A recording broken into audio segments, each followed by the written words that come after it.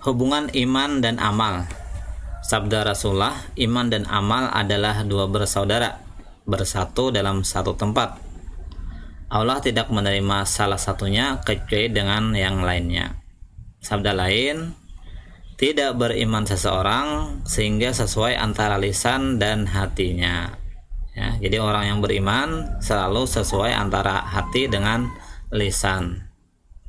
Maka kalau tidak sesuai hati dengan lisan, nah ini tandanya bisa jadi adalah tanda munafik, ya, orang yang munafik. Selanjutnya, bagaimana sifat iman? Sifat iman ini mudah terpengaruh, ya, di sini mudah terpengaruh dan berubah-ubah, ya, sesuai keadaan, nah, atau mungkin sesuai tempat, ya. Maka sabda Nabi, iman itu ucapan dan amalan bisa bertambah dan berkurang. Yazidu wa yanqus, ya, iman itu. Sabda lainnya, iman itu akan usang pada diri seseorang di antara kalian sebagaimana usangnya pakaian. Maka mintalah kepada Allah agar memperbaharui iman dalam hati-hati kalian. Makanya kita dianjurkan senantiasa berdoa agar diberikan iman yang sempurna, ya. Oke, selanjutnya tanda-tanda iman, ya. Tanda-tanda iman ini yang pertama, meridai atas Allah sebagai Tuhan dan Islam sebagai agama, ya. Makanya ada doa, ya, raditu billahi robba wa bil islami dina, ya. Biasanya tiap kalian lapaskan pagi kan, biasanya itu. Sabda Rasulullah, ya, terasa nikmatnya iman siapa yang ridha Allah sebagai Tuhan, Islam sebagai agama, dan Muhammad SAW sebagai Rasul. Kemudian tanda iman yang kedua selanjutnya, ya, merasa selalu bersama Allah. Sabda Rasulullah, sesungguhnya iman seseorang yang terabdal ialah ia merasa bahwa Allah bersamanya di mana saja, ya. Maka orang-orang yang beriman merasa Allah bersamanya dimanapun, ya. Kemudian yang ketiga, tandanya gembira dalam kebaikan, sedih dengan kejahatan. Nah, maka kita koreksi. Apabila kita senang, ya, berbuat baik, senang, gembira, ya, merasa plong gitu. Kemudian ketika mengerjakan maksiat, nah, maka kita ada sedih dalam hati. Maka ini tandanya adalah orang-orang yang beriman. Sebagaimana sabda Rasulullah, barang siapa gembira dengan kebaikannya dan bersedih dengan kejahatannya, maka ia itu adalah orang yang beriman, ya. Selanjutnya tanda-tanda iman, bertambah baik akhlaknya, ya. Sabda Rasulullah, mukmin yang paling utama adalah yang paling baik akhlaknya. Oke. Selanjutnya, bertambah baik muamalahnya, ya. Sabda Rasulullah, mukmin yang paling utama adalah lelaki yang paling mudah menjual, ya. Muamalah ini kaitannya jual beli, ya. Lanjutkan hadis Nabi tadi, yang paling mudah menjual, mudah membeli, mudah menghutangi, dan mudah menagih hutang. Nah, ini tanda-tanda orang beriman. Kemudian yang selanjutnya, tanda orang beriman senantiasa menghasilkan manfaat. Maka jar Nabi, mukmin itu seperti madu, apapun yang diambil darinya pastilah bermanfaat, ya. Oke, selanjutnya bertambah erat persaudaraan, karena mukmin itu adalah seperti bangunan yang saling menguatkan. Nah, ini mafhum hadis, ya. Kemudian selanjutnya tanda-tanda iman adalah bertambah lembut, ya, kada kasar. Nah, ini orang yang beriman itu lembut, ya. Selanjutnya, bagaimana cara kita beriman kepada Allah, ya. Jadi ada dua di sini, secara ijmal dan secara tafsil, ya. Ijmal itu artinya ringkas, Ringkas itu yaitu kita meyakini bahwa Allah SWT itu tiada bandingannya, mempunyai segala sifat ketuhanan dan kesempurnaan, maha suci dari sifat kekurangan, maha suci dari sifat kelemahan, maha suci dari sifat kerendahan. Ya, itu secara ijmal namanya, atau secara ringkas pokoknya Tuhan itu ada, ya. Nah, itu secara ringkasnya. Kemudian yang kedua secara tafsil, ya, satu persatu, ya, kita yakini, kita imani bahwa Allah itu ada wujud, ya, qidam, ya, terdahulu, ya, sedia, ya, tidak berpermulaan, ya, tidak berpermulaan, tidak berakhiran, ya, artinya tidak seperti kita, ya, mungkin kita awalnya tidak ada, ya, sekarang ada, nanti suatu tidak ada, ya. Kalau Allah selalu ada, ya. Allah itu kekal, ya. Nah, ini tafsirnya, ya, kekal, tidak fana, ya. Kemudian Allah itu berlainan dengan sekalian makhluk, ya, tidak sama dengan makhluk, ya. Kemudian berdiri sendiri, tidak bergantung, ya, dengan yang lain. Allah itu tunggal, wahdaniyat, ya. Qudrat, berkuasa. Iradat, berkemauan. Alim, mengetahui. Hayat, hidup, ya. Sama, mendengar. Basar, melihat, ya. Kemudian berkata-kata, ya. Nah, ini dengan tafsiri, ya. Jadi satu persatu maksudnya itu sifat-sifat Allah yang kita percayai, kita yakini, kita imani. Kemudian apa yang dikehendaki dari iman kepada Allah, yaitu agar wujud dalam hati kita keyakinan bahwa Allah Subhanahu wa taala berkuasa mutlak atas makhluknya, dan makhluk tidak berkuasa apapun tanpa seizinnya, ya. Dan kita dapat mengeluarkan segala kebesaran makhluk dari hati dan hanya masukkan kebesaran Allah dalam hati. Nah, karena iman ini letaknya di hati, ya, diwujudkan tadi dengan amal.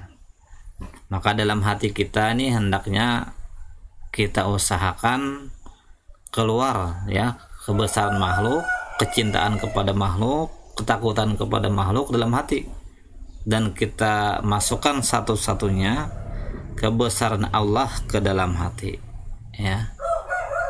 Maka caranya bagaimana? Nah, caranya, ya, harus sering-sering, ya, harus sering-sering membicarakan kebesaran Allah, kehebatan Allah, ya. Maka dikatakan hati kita ini, ya, yang masuk dalam hati itu ada beberapa saluran, ya. Di antaranya saluran telinga kita, ya. Jadi apa yang masuk ke hati, ya, melalui telinga, ya. Kalau sering kita membicarakan makhluk, maka yang nanti akan muncul kecintaan kepada makhluk. Kalau sering, kemudian yang kedua, ya, tadi telinga, salurannya lah. Kemudian, ya, yang kedua mulut, ya. Saluran hati, ya. Yang pertama telinga, kemudian mulut, ya. Kemudian mata, ya. Nah, kemudian apa lagi?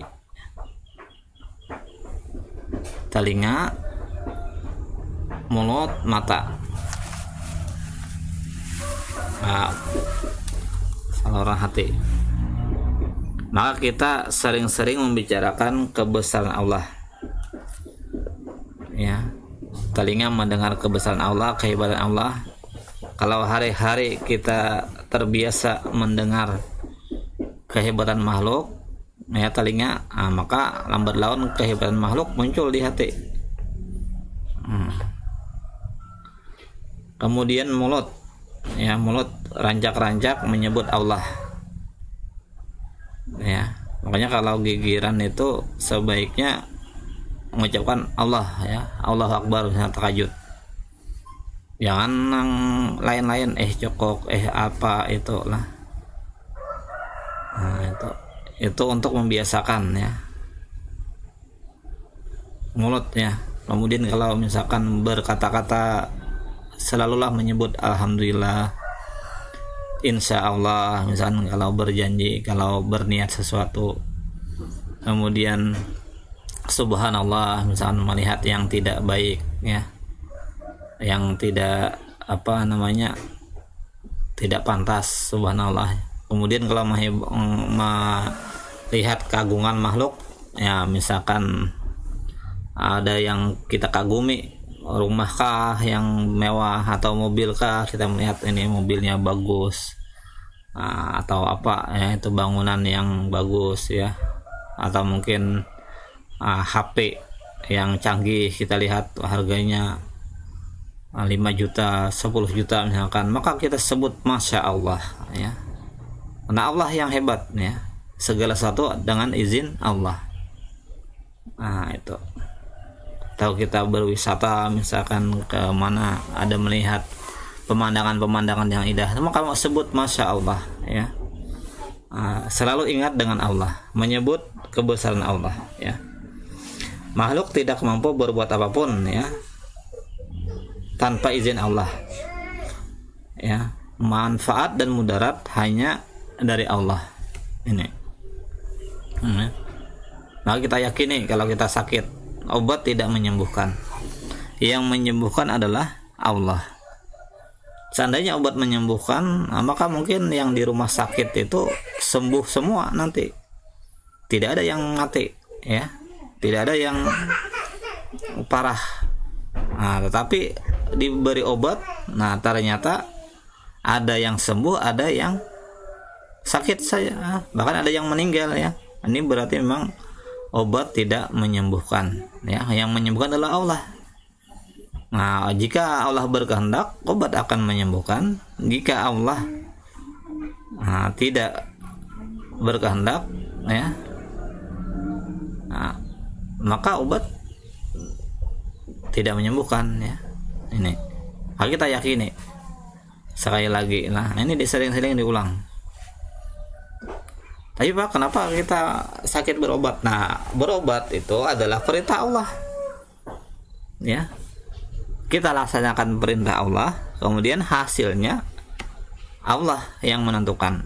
Sebagaimana seorang petani, ya, menanam benih. Menanam ini adalah perintah Allah, ya. Berusaha adalah perintah Allah, tetapi hasilnya Allah yang menentukan. Disuruh berusaha begawi, ya, tapi hasilnya Allah yang menentukan. Sama tadi berobat, makanya dalam Al-Quran disebutkan yang kurang lebihnya kalau tidak salah tuh, iza maridtu fahuwa yasfin, ya. Lupa ayatnya, ayat berapa itu? Apabila aku sakit, Allah yang menyembuhkan, ya. Seandainya seluruh manusia berkumpul, tabib-tabib, dokter-dokter, memberi obat untuk hendak menyembuhkan seorang yang sakit, diberi obat macam-macam, tapi jika memang Allah berkehendak tidak sembuh, ya tidak sembuh, ya, itu. Tetapi tetap kita berobat, ihtiyat, ya, tetapi dalam hati, ya, dalam hati jangan sampai meyakini bahwa obat adalah yang menyembuhkan. Nah, itu contohnya, ya. Itu manfaat dan mudarat datangnya dari Allah, ya. Jangan sampai kita berkeyakinan ada makhluk, yang bisa memberikan manfaat dan mudarat, ya. Nah, ini bahaya, nanti bisa syirik, ya. Nanti bisa syirik, bahaya, ya. Bila kita meyakini ada makhluk ini selain Allah, ya, bisa manusia, itulah, bisa jin, ya, bisa setan, ya, yang dapat memberi manfaat, kebaikan dan keburukan, nah maka kita bahaya, ini bisa syirik nih, nauzubillah. Jangan sampai kita meyakini ada makhluk yang berkuasa memberi kebaikan dan keburukan.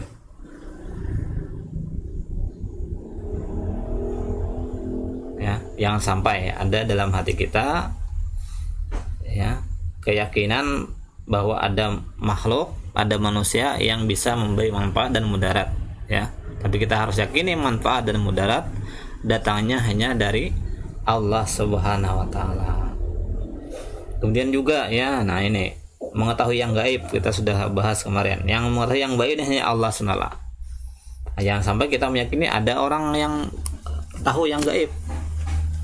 Nah, ini bahaya ya. Yang meyakini ya, jadi yang gaib hanya Allah SWT yang tahu, yang mutlak ya.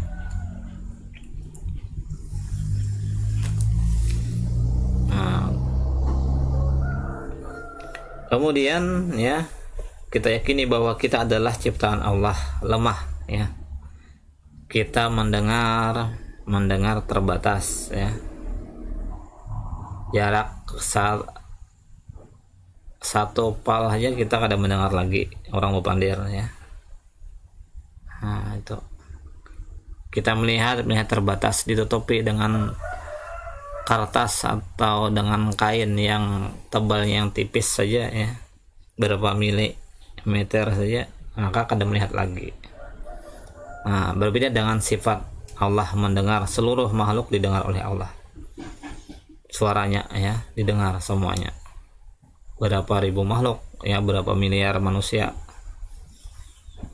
itu didengar semua, dilihat oleh Allah, tidak terbatas ya. Nah, ini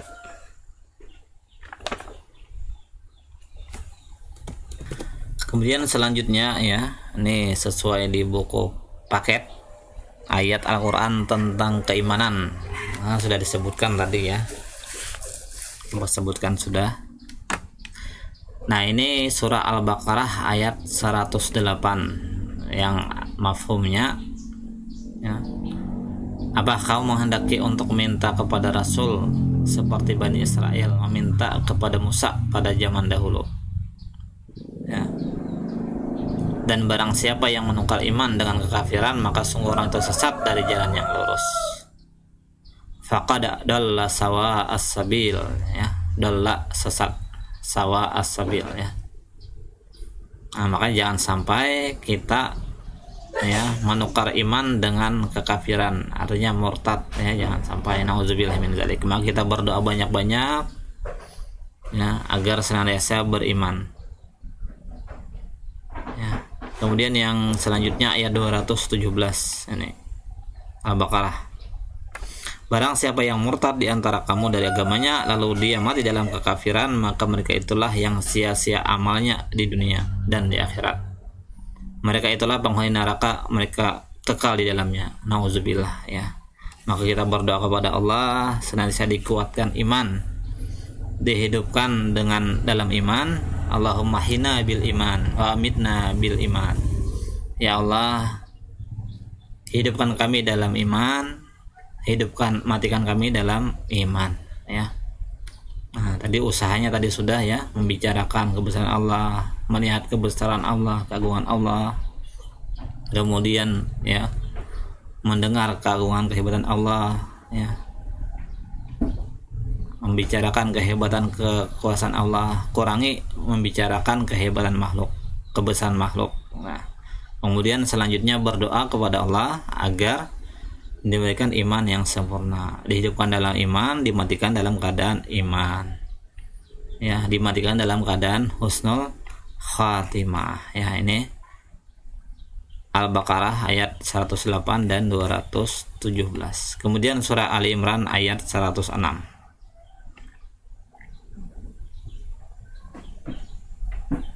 Pada hari yang di waktu itu ada muka yang putih berseri dan ada pula muka yang hitam muram ya.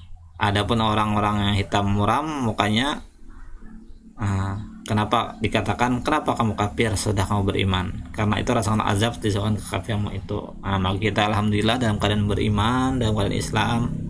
Maka jangan sampai kita menjadi kafir ya. Nauzubillah min dzalik. Nauzubillah min dzalik. Nauzubillah min dzalik. Selanjutnya ada perbuatan ya yang dapat merusak iman.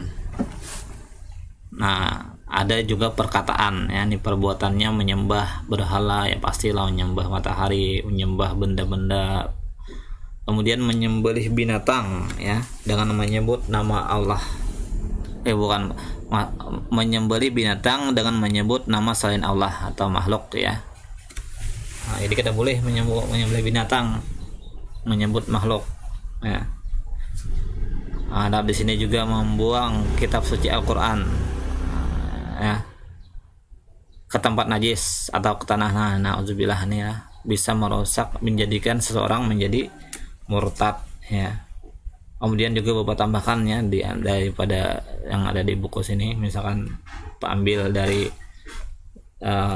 buku Lelaki Soleh Imaniyah dan Ibadah ya, Ustadz Andi Abdurrahman Ahmad. Nah, di antara yang merusak iman ya, atau bisa menjadikan syirik ya.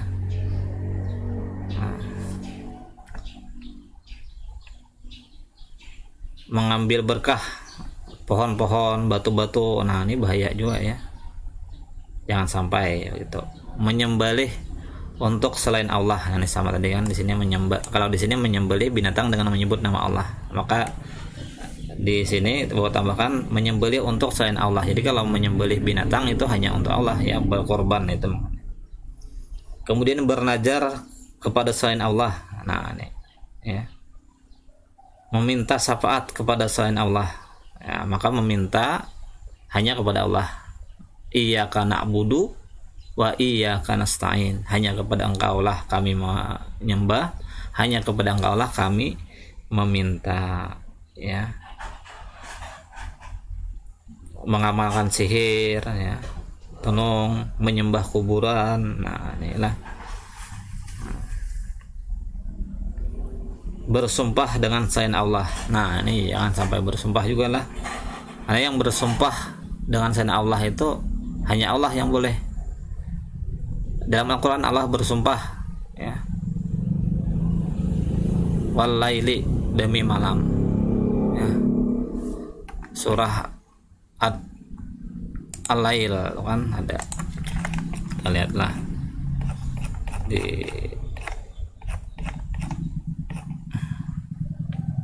di sini Al-Lail, walaili idza yaghsha, demi malam, wan nahari idza tajalla, demi siang. Nah, ini kada boleh kita makhluk bersumpah seperti ini, tidak boleh ya. Jadi yang bersumpah begini Allah ya, yang ini. Nah, kalau kita manusia tidak boleh. Nah, tapi kalau manusia bersumpah hanya demi Allah gitu saja bersumpahnya ya, kada boleh demi yang lain itu ya. Maka juga kita jangan sampai banyak bersumpah ya. Itu tadi ya. Kemudian di sini disebutkan dengan perkataan ya, ini banyak nih lah, nanti dibaca sendiri ini di bukunya. Di antaranya mengatakan alam ini kekal ya, tidak pasti akan binasa ya. Mengatakan Allah tidak kekal, nah, nauzubillah ya. Mendustakan Nabi Rasul, menyangkal ayat Al-Quran, meremehkan Nabi ya, menghalalkan yang haram. Nah, ini bahaya. Nah ya, walaupun dengan dengan bercanda jangan sampai ya. Berzina haram ya, dihalalkan. Auzubillah ya. Mengharamkan yang halal ya, jual beli, nikah. Nah, misalkan aku haram bagiku menikah. Nah, auzubillah ya, jangan sampai begitu. Nah, karena itu nikah adalah halal ya. Kemudian di sini meniadakan kewajiban sholat, puasa, zakat, haji ya. Nah, ini